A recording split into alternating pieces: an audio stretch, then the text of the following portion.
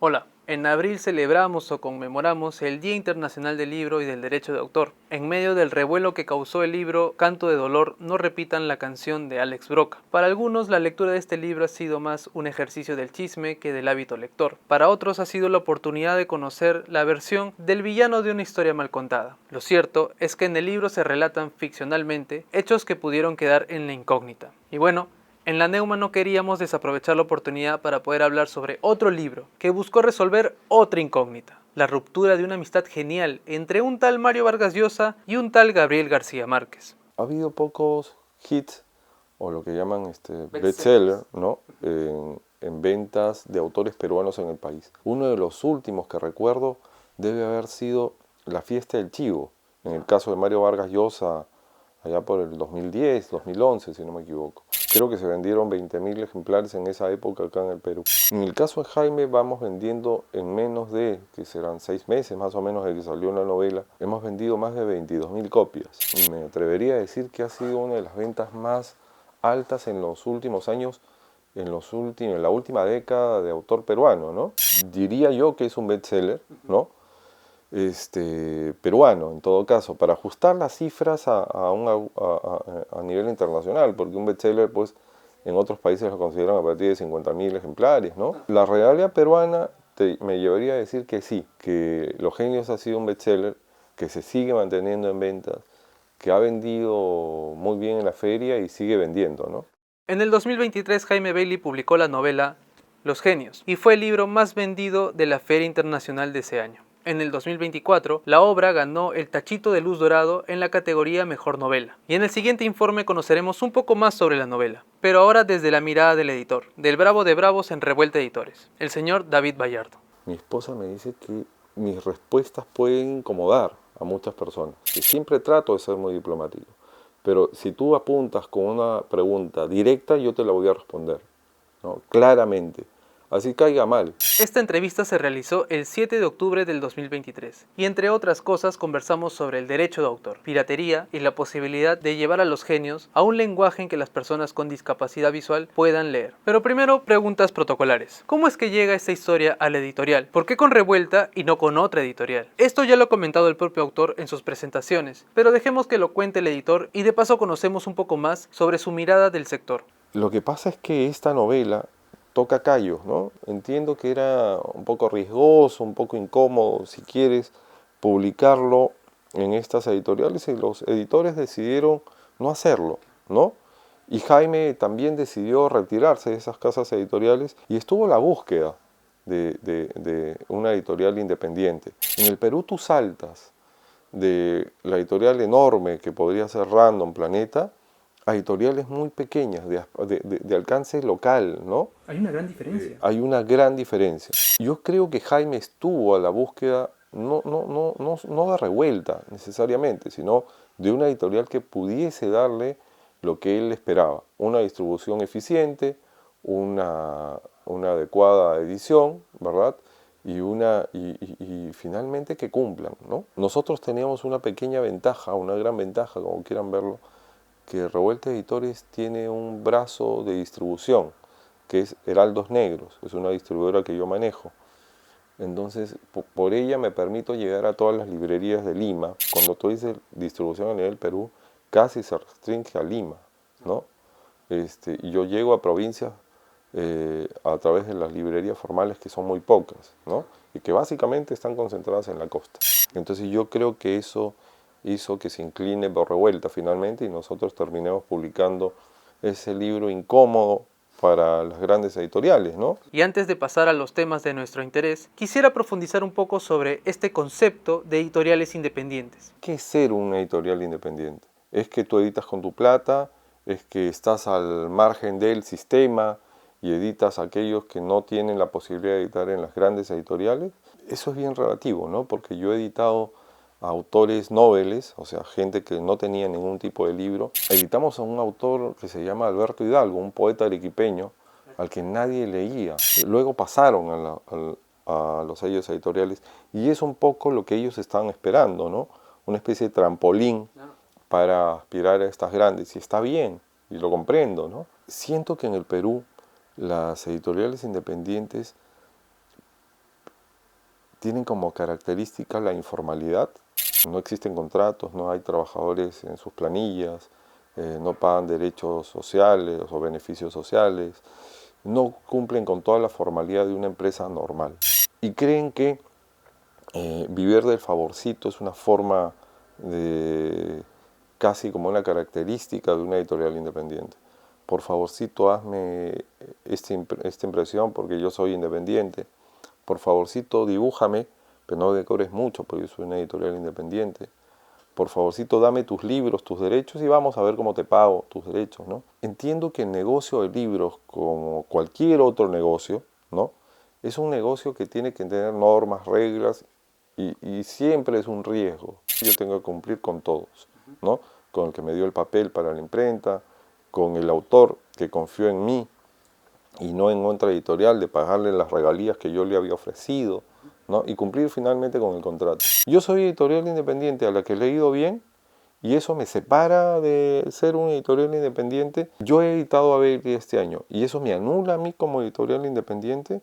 ¿No es lo que están buscando ellos también de alguna forma para la sostenibilidad de su empresa? ¿Es un pecado decir que una editorial independiente tiene que tener un éxito, debe buscar el éxito? Son preguntas que siempre me quedan flotando, ¿no? Fuertes declaraciones. Bueno, esto me recuerda un poco a lo que conversamos con Ruan Huarca, vicepresidente del Independiente, en una entrevista también para la Neuma, donde conversamos sobre estos conceptos de editorial independiente, ser una microempresa y tener una propuesta editorial. Para ser miembro de EIP tienes que tener una cantidad determinada de años de existencia, 2 años como mínimo. 2 años como mínimo. Que seas una empresa editorial constituida legalmente. Ya, claro. Porque hay muchos que tienen solo su sello, ¿no? Y son personas naturales con negocio. Claro. Pero la idea es que se tiende hacia la profesionalización y eso implica también estar en SUNAT, estar en registros públicos. Volverse una MIPE. Volverse una MIP, en resumen, ¿no? Ya. Y que tengas un tiraje mínimo de libros. Porque hay algunos que solo publican un libro y se olvidaron, pero la empresa sigue existiendo, ¿no? La idea es que tengas también un catálogo, ¿no? Si quieres escuchar la entrevista completa, te invitamos a que puedas hacerlo a través de nuestro canal de YouTube. Suena mal y mis compañeros quizá editores les suena, no, este es un empresario de la industria editorial. Es ridículo, lo somos. Todos. O sea, yo aspiro a hacerlo, en todo caso, ¿no? Si no, ¿para qué pondrías, o sea, una editorial, salvo que tengas esta, no sé, Una filantropía editorial, ¿ah?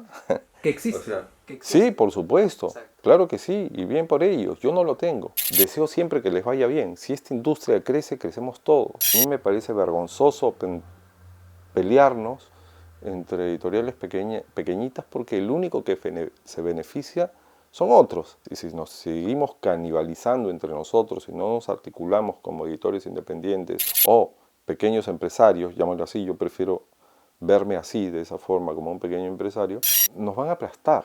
¿Y en este punto tiene algo que ver la posición política o la ideología? En el Perú, en los últimos años, la posición política tiene que ver con todo, ¿no? Y yo pienso porque está mal entendida. Yo tengo muchos amigos que se llaman de izquierda, pero que jamás han salido de San Isidro. Y ellos hacen sus debates y revoluciones en los cafetines de Miguel Dazo y hablan de una realidad social no solo que no les corresponde, que estaría bien que hables por otras realidades, sino porque no la conocen. Sí tiene que ver con una cuestión de ideología, pienso. Bueno, como dicen por ahí, compañero, todo es político. Pero ahora, sin dejar de hacer política, vamos a lo nuestro. Hablemos sobre el derecho de autor, la piratería y la posibilidad de llevar a los genios a la lectura, a la decodificación de textos a través de otros sentidos, que no sean solamente la vista. ¿Cuánto está el libro Los Genios? El libro se vende en 79 soles. 79 soles. Sí. ¿Qué siente usted cuando encuentra el libro en réplica, 25 soles? Los he comprado. Y en copia, 10 soles. Claro, los he comprado. Si me permite. Sí, claro. Yo justo traje un ejemplar. Ah, mira, te has comprado la más barata. Sí, 10 soles. 10 soles, claro. Salí a las 8 o 9 de la mañana al centro de Lima. Porque ya sabía que luego el lanzamiento, que fue el 23 o el 24, al día siguiente, y dicho y hecho, mi esposa me creía loco, ¿no? Salí y me compré 3 versiones. Uno que dice genial, me encanta acá, se lo pasé justamente a Jaime, dice bestseller internacional, 1,5 millones de copias vendidas. Nosotros el primer tiraje ese día lo habíamos hecho con 7,000. Entonces a mí me entusiasmó mucho. porque, porque me están vaticinando pues un augurio, un éxito tremendo. Claro. Te voy a contar una infidencia que me avergüenza un poco. En la feria internacional que pasó en julio, Claro. nosotros teníamos un stand grande de 200 metros, entonces yo siempre estoy en toda la feria, los 17 días, ¿no? Okay. Y entonces hay un montón de personas que me acompañan en el stand. Éramos más de 30 personas en total, incluida mi esposa. Entra una persona y me dice, señor, estaba reclamándole a un vendedor. Este libro está fallado. Puede suceder que en una edición formal falle, sí, un montón, siempre casi. Yo recibí el libro inmediatamente y le cambié por otro, nuevo. Le dije dónde estaba la falla. Abrí el libro, vi, mira, sí, acá está medio vaído, está medio borroso, ¿no? Se lo cambié, el señor se fue agradecido, le di la mano y se lo doy a mi esposa. Inmediatamente pone un cartelito de fallado. Al rato viene mi esposa y me dice inmediatamente, David, este no es un libro de revuelta, esto es una copia.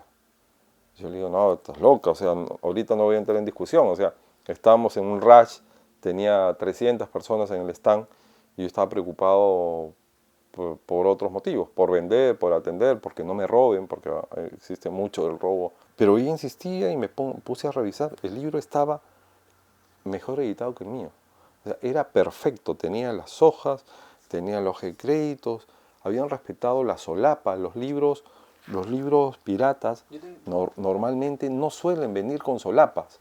A ver si tú me permites, si tú me permites, no sé si me permites abrirlo. Sí, por favor. Mira, Ábrelo y mira. experimente con ese libro. Los libros piratas, obviamente. Pásame por aquí. Gracias. Bueno, ahora han subido la calidad. Mira, me sorprende porque le han puesto este sectorizado UV, que algo te cuesta, ¿no? Lo han puesto mal, pero lo han puesto. Entonces, tiene este brillo. Me han superado. Hasta hace no mucho, en este se han esmerado. Vienen sin solapa, porque este sistema se llama sistema de multicopia, ¿ya? Que es un sistema rápido de impresión, ¿no? Que te permite hacer el libro de forma rápida, sin cuidado, y claro, se trasluce, lo hacen en la hoja más barata, por lo tanto no le ponen esta solapa, ¿no? Esta parte de acá que hace el libro mucho más interesante. Bueno, te contaba esa anécdota que llega el libro a mí y yo lo abría y decía, pero no, pero Lisette, te estás equivocando. Lo que no le habían puesto los piratas era esta hojita roja, Ya. ¿ya? Que se llaman guardas, ¿ya? Que es un detalle, ¿no? Que no todos lo tienen. Y es para cubrir, digamos, esta parte fea o para que simplemente antes de verlo el título tú tengas una hoja de color que le dé más calidez al libro, ¿no? Mi esposa me dijo justamente, oye, no lleva esta hoja. Y es cierto, no se la habían arrancado, simplemente que no llevaba esa hoja. Eso me hizo detectar que el libro perfectamente impreso, como lo es acá, era un libro pirata. Luego me voy al centro de Lima, y yo conozco y he trabajado también muchos años ahí, y les pregunto a mis amigos, sí, ¿cuál quieres? ¿El de 10? ¿El de hoja blanca? ¿El de 18? ¿No? Que tiene solapas y es más bonito. ¿O quieres el de 33 o 38 soles? Que es igualito al tuyo. Entonces me di cuenta que la piratería se ha perfeccionado, se ha mejorado, ¿no? Casi me ha superado, ¿no? Entonces, nada, compré los 3. Y los tengo ahí como colección. ¿Y cómo combate entonces la piratería? Sí, Mira, sí, creo yo, permítanme elaborar la idea que sí. al final ustedes están vendiendo el libro, la marca, o sea, la garantía, Claro. que han tenido un trabajo directo con el autor, que hay un tema de derechos de autor y demás, ¿no? Pero si yo veo que hay gente que saca libros a 10 soles, el mismo libro en esta versión pirata, entiendo yo que de repente la gente está priorizando la historia. Sí. Déjame solo añadir lo que me ha pasado. La garantía de que si tú compras un libro original y el error es nuestro, nosotros te resarcimos inmediatamente. O sea, te lo cambio, ¿no? Yo te cambio, porque sí, existe la posibilidad que el libro te toque fallado. Entonces, existe además el tema de la garantía, ¿no? En un pirata evidentemente no. A ver si encuentras un pirata que te cambie un libro. Exacto, no está fallado, bueno, y es tu tema, ¿no? O sea, de per se ya cometiste un delito digamos, ¿no? Este libro no podrá ser reproducido por ningún medio, ni total ni parcialmente, sin el permiso previo de sus propietarios. En el Perú, según el Código Penal, título 7, Delitos contra los derechos intelectuales, capítulo 1, Delitos contra los derechos de autor y conexos, artículo 217 dice: reproducción, difusión, distribución de la obra sin la autorización del autor. Será reprimido con pena privativa de libertad no menor de 2 ni mayor de 6 años y con 30 a 90 días multa el que con respecto a una obra, una interpretación o ejecución artística, un fotograma o una emisión o transmisión de radiodifusión o una grabación audiovisual o una imagen fotográfica expresada en cualquier forma, realiza alguno de los siguientes actos sin la autorización previa y escrita del autor o titular de los derechos: la modifique total o parcialmente, la distribuya mediante venta, alquiler o préstamo público, la comunique o difunda públicamente, transmita o retransmita por cualquiera de los medios o procedimientos reservados al titular del respectivo derecho, la reproduzca, distribuya o comunique en mayor número que el autorizado por escrito. La pena será no menor de 4 años ni mayor de 8 y con 60 a 120 días multa, cuando el agente la reproduzca total o parcialmente por cualquier medio o procedimiento, y si la distribución se realiza mediante venta, alquiler o préstamo al público u otra forma de transferencia de la posesión del soporte que contiene la obra o producción que supere las 2 unidades impositivas tributarias en forma fraccionada en un solo acto o en diferentes actos de inferior importe cada uno. Eso jamás se aplica. O sea, nunca nadie te ha ido a perseguir por eso. ¿Sabes cuándo se volvió popular recientemente? Sí. Cuando... Él es Javier André Murillo Chávez. Es abogado por la Pontificia Universidad Católica del Perú, con maestrías en propiedad intelectual, industrial y nuevas tecnologías por la Universidad Autónoma de Madrid y por la Cato por propiedad intelectual y competencia. Es profesor en la Universidad César Vallejo, San Marcos y Católica. Lo de los plagios de la gente farandulera, política, etc. El plagio de la Fiscalía de la Nación, el plagio del rector de tal sitio. En esos tipos de casos es donde recién aparece la ley penal, así como, oye, vamos a tratar de perseguir a través de la ley penal. Pero eso es el último cartucho, por así decirlo. Para estos temas hay sanciones administrativas que se tendrían que aplicar antes de. O sea, existe, pero no lo utilizan. Existe incluso una división de la policía contra los delitos de que afectan la propiedad intelectual. Queda acá en Lince, ¿no? Entonces, nunca he visto que funcione. Una amiga que trabaja en temas editoriales me pidió, acompáñame, que voy a ir con un policía de ahí a hacer una inspección cerca al Palacio de Justicia, que no sé qué. Yo le acompañé y todo, pero el policía no tenía ni la más mínima idea. Le preguntaba más bien a ella, que es abogada también, oye, ¿qué tengo que hacer? O sea, no entienden ni siquiera el derecho de autor, etc. Y lo que tenían que verificar era si había libros pirata. Existe la división de la policía, existe una parte de la fiscalía que ve estos temas, pero no es que van a perseguir pues para un caso concreto si tú agarras y empiezas a, no sé, a convertir a libros a audio, ya, no te van a perseguir jamás. La ley principal es la ley de derecho de autor. Y la ley de derecho de autor tiene sus propios mecanismos, que son un procedimiento administrativo sancionador ante el INDECOPI, cuando tú cometes una infracción específicamente. Ok, ¿cómo podemos definir la ley de derecho de autor? ¿De qué trata o cómo es que se lo merece? El derecho de autor es un régimen de protección de cierto tipo de creaciones que existen a nivel nacional. O sea, funciona también a nivel mundial, pero la protección de este régimen en varios países es territorial. Perú tiene sus reglas, Ecuador tiene sus reglas, Colombia tiene sus reglas, España tiene sus reglas, Italia tiene sus reglas. Pero también existe una norma que engloba, ¿no?, a la comunidad andina, que es la decisión 351. Este régimen protege, como digo, cierto tipo de obras. ¿Qué tipos de obras, qué tipo de creaciones protege? Las obras, ¿no?, originales, creadas por una persona, ahora tan de moda que está la inteligencia artificial y demás. Ya, eso todo se excluye, al menos por el momento en Latinoamérica, y se protegen las creaciones personales y este término que es clave, que es la originalidad. Una obra original puede ser un libro, puede ser una película, puede ser una pintura, puede ser una fotografía. Que la obra tenga la impronta de la personalidad del autor, así se señala. Es una teoría bien romántica que viene en los tiempos de John Locke. Le tenemos que impregnar el alma a la obra. En la actualidad, ese concepto bien arcaico que tenemos se sigue utilizando hasta la fecha. Entonces, sirve para proteger este tipo de obras. ¿Con qué finalidad? Con una finalidad dual. Retribuir al autor por haber hecho esa obra. Tú escribes un libro, ese libro va a ser utilizado en general, ¿no? Diversos tipos de uso, para ventas, para lectura, muchos tipos de usos que existen. Por eso se te va a retribuir. ¿Quién te va a retribuir? Los usuarios de esa obra escrita, ¿correcto? Y la finalidad mediata, podría decir, no inmediata, que es esta que hemos descrito, la finalidad inmediata es que aumente el acervo cultural. Si retribuimos a un autor y hace un libro, va a decir, ah, mira, me están retribuyendo, entonces por lo tanto voy a seguir haciendo más libros para que me sigan retribuyendo más y más. A la par, el sistema crece porque las obras van a ir aumentando, ¿no? Va a haber un libro 1, un 2, 3, 4. Le das un sistema legal que le permite cobrar por los usos que hagan de su obra. ¿A quién debería acudir y cuál sería el procedimiento para que se respete el derecho de autor respecto a alguna obra?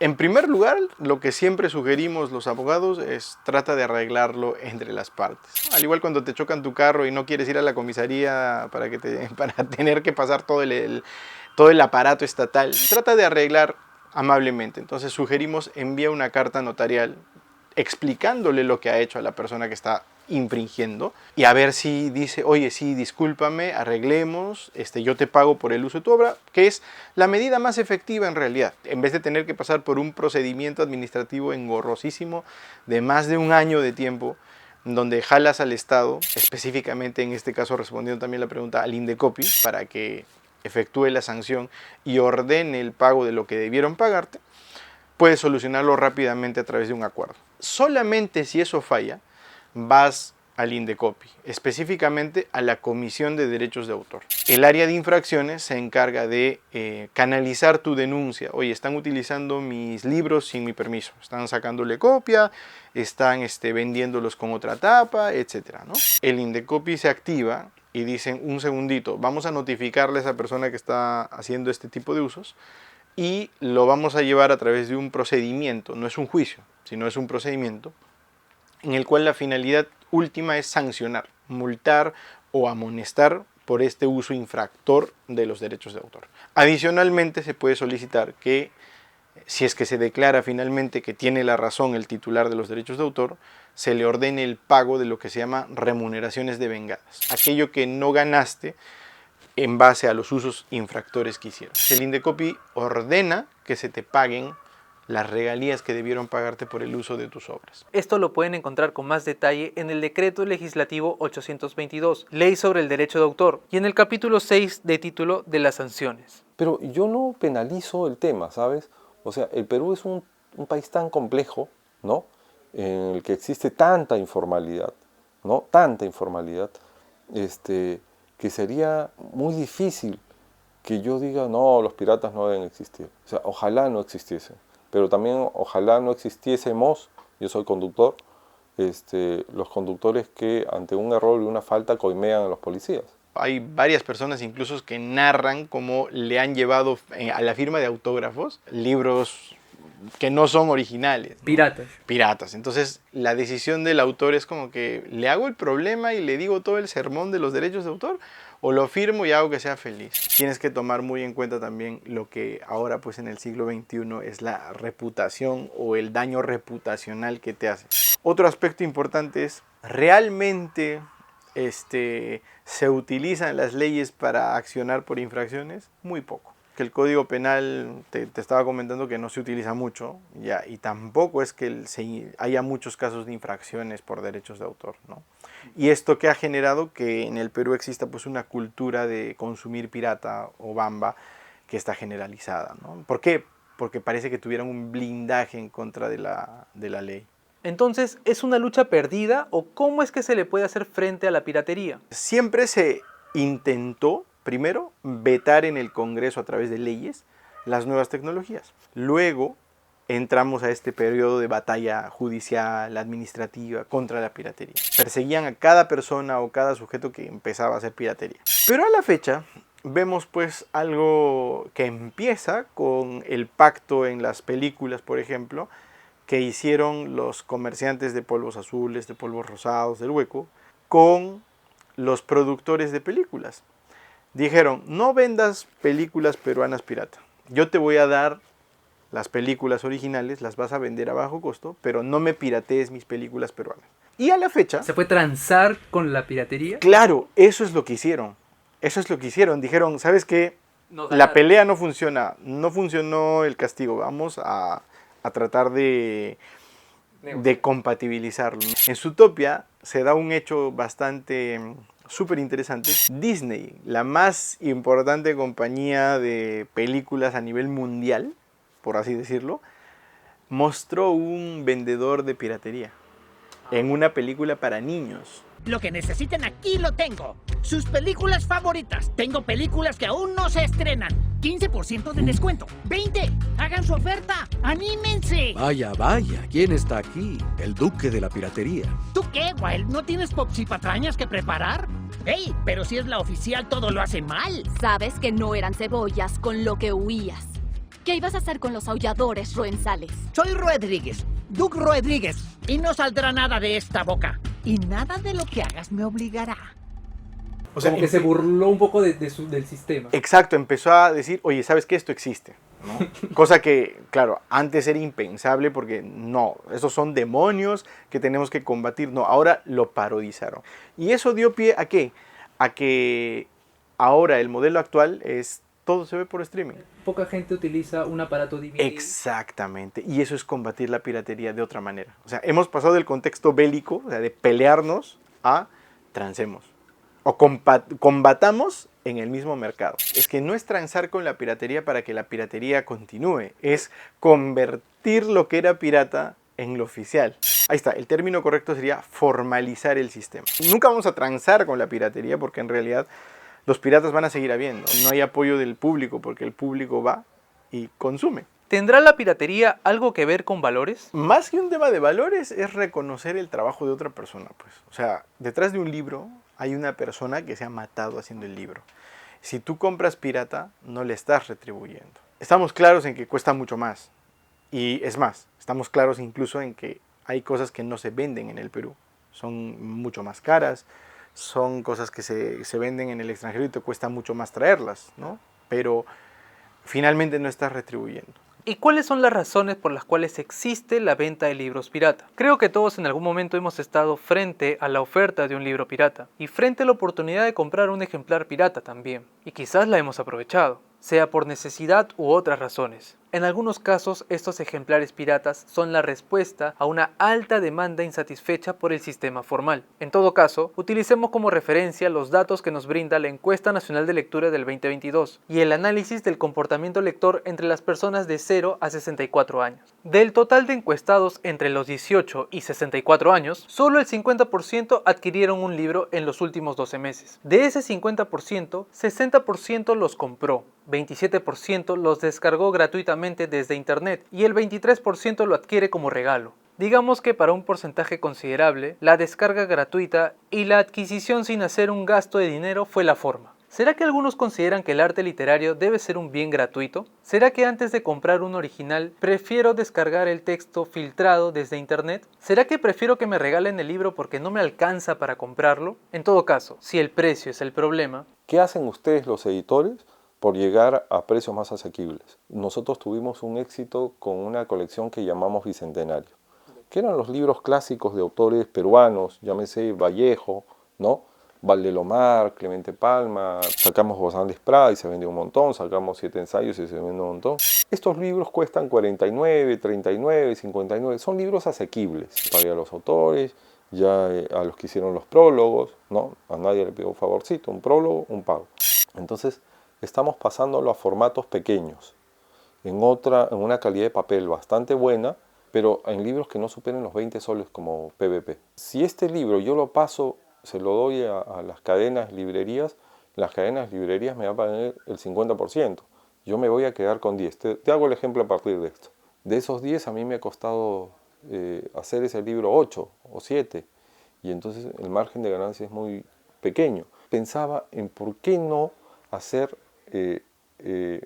aventurarse a salir como editorial y poner a gente, a canillitas que se están quedando sin trabajo, ¿no? Ya no hay diarios que vender, se están desapareciendo los diarios, empoderarlos a ellos y darles productos asequibles, ¿Estás seguro Para- que esa idea la ha tenido antes o me la está diciendo ahorita por la entrevista? No, esta idea, yo trabajo, como te cuento, en ese sector muchos años. Claro. Y he participado de campañas en el 2007, 2008, cuando yo dirigía Casa Tomada, que quedaba acá en Conquistadores, cerca al Óvalo, ¿no? La original. Ah, la original, no la que está... La original. Ahí creo que hay Hay un... una diferencia, ¿no? Este era Casa con KSA, Casa Tomada. Empezó una campaña que se llama Regala un libro. La editorial se atrevía a sacar libros a bajo costo. Entonces, pero claro, lo hacía una empresa muy grande, ¿no? Que tenía mucho poder económico para hacerlo. Eran tirajes mayores, con un margen menor de ganancia, pero que además llegaban a las esquinas. Se empezaron a vender en las esquinas con el rótulo de compra un original, ¿no? Que compres un original a bajo costo. Bueno, esta idea estuve dando vueltas y encontré los libros y también un poco la espalda financiera como para hacerlo. Y entonces ahora estoy en la posibilidad un poco de devolver y atreverme a hacer este ejercicio de poder hacer libros a 20 soles, 19.90 como estrategia de marketing, y poder hacerlo a través de personas, digamos, que ganen un sustento diario, ¿no? Que venden diarios, ponte, ¿no? Se los doy a 19.90, ellos me darán a mí 10 o 12 soles, y entonces todos nos beneficiamos. Yo obtengo el dinero casi a diario, que me permite mantener mi flujo de caja bien, ¿no? Para seguir comprando papel, imprimiendo, y diversifico los puntos de venta. Ya no son las librerías. Además, si tú te das cuenta, las librerías casi se concentran entre San Isidro, Miraflores y Barranco. Yo tengo una librería en San Isidro. Pero ¿qué pasó con la gente de Comas? ¿Qué pasó con la gente de Carabello? Tampoco. La gente de Ancón. Según la encuesta nacional de lectura del 2022, el 64% de la mitad de personas encuestadas adquirió al menos un libro en los últimos 12 meses haciendo la compra a través de una librería física. La segunda modalidad con mayor porcentaje fue la compra de libros a través de vendedores ambulantes o libros fotocopiados, llámese libros piratas. Además, según el estrato social, quienes más compran en librerías físicas son las personas del estrato social alto y medio alto, quienes menos, el estrato social rural y bajo. Todo lo contrario a quienes compran vía vendedor ambulante o libros fotocopiados. Los que más los compran son los del estrato rural y bajo, y los que menos, los del estrato alto y medio alto. Y si hacemos la separación entre rural y urbano, los resultados son similares, salvo el uso de internet para obtener el libro a través de la descarga gratuita, o por estar suscrito a plataformas digitales con licencias de autor. Obviamente quienes descargan menos libros y adquieren menos libros por suscripción son los de la zona rural. Allí el internet es una mierda. Tenemos que volvernos más creativos como para llegar con libros originales, nuevos y de calidad a circuitos a los que no llega normalmente una librería formal como la nuestra, ¿no? Y si soy una persona con discapacidad visual o que pertenece al circuito de personas con baja visión o ceguera parcial y total, ¿a qué lugar puedo acudir para poder adquirir el libro que quiero leer? Esta sala se llama Sala para Invidentes, del Finotera Vial. Invidente también se usa, pero ahora ya más se emplea la palabra sala para personas con discapacidad visual. El objetivo de esta sala es facilitar el acceso a la lectura y a la información a la persona ciega, ¿no? Y a la persona con baja visión. Y sobre el libro Los Genios, la sala del Finotero Villarán y el acceso a la lectura de las personas con discapacidad visual lo veremos en el siguiente capítulo. Bienvenidos a la Neuma.